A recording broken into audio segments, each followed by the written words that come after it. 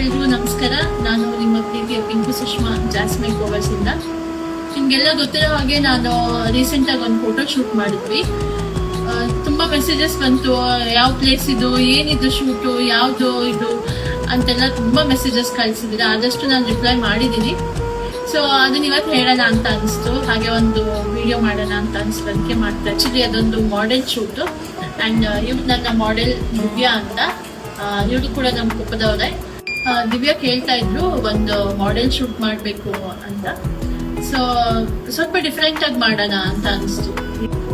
ನಮ್ಮ ಈ ಎಫರ್ಟ್ಗೆ ನಮಗೆ ಸಾಥ್ ಕೊಟ್ಟಿದ್ದು ಇಲಿಯಾಸ್ ಅಣ್ಣ ಮತ್ತೆ ಪ್ರಶಾಂತ್ ಅಣ್ಣ.